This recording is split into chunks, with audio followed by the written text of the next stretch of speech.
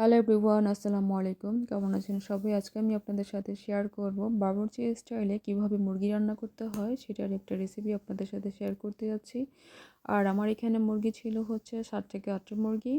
তো এগুলো হচ্ছে সবগুলোই পাকিস্তানি মুরগি। তো প্রথমে আমি চুলার উপর একটা হাঁড়ি বসিয়ে দিলাম। এর মধ্যে দিব হচ্ছে তেল। তেলটা গরম হয়ে আসলে এর মধ্যে দিব পেঁয়াজ।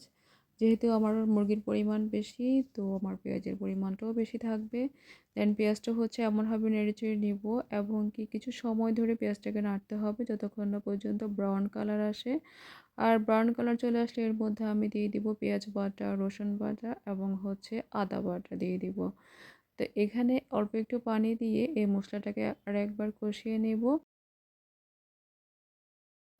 মশলাটা কষানো হয়ে গেলে আমি এর মধ্যে দিয়ে দিব অন্যান্য মশলাগুলো, মরিচের গুঁড়া, হলুদের গুঁড়া এবং হচ্ছে শাহি মশলা।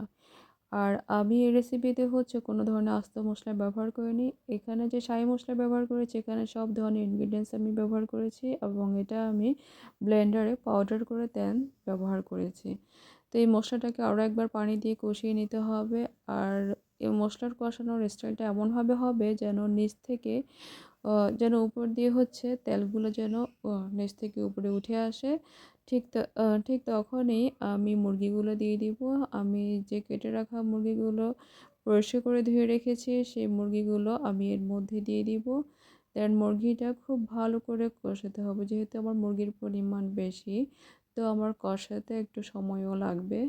তো এইখানে হচ্ছে আমরা সবাই জানি যে যে কোনো মুরগি অথবা মাংস যে কোনো কিছু রান্না করার সময় কিন্তু এটা আপনা আপনি কিছু পানি বের হয়ে আসে। তো পানিটা শুকানো অবধি পর্যন্ত অপেক্ষা করতে হবে। দেন হচ্ছে আমার মুরগিটা দেখেন কষানোর সময় অনেকগুলো পানি বের হয়ে আসছে, তো মুরগির পরিমাণ বেশি। তো এখানে হচ্ছে খুব মাখা মাখাভাবে আমি মুরগিগুলোকে কষিয়ে নিব।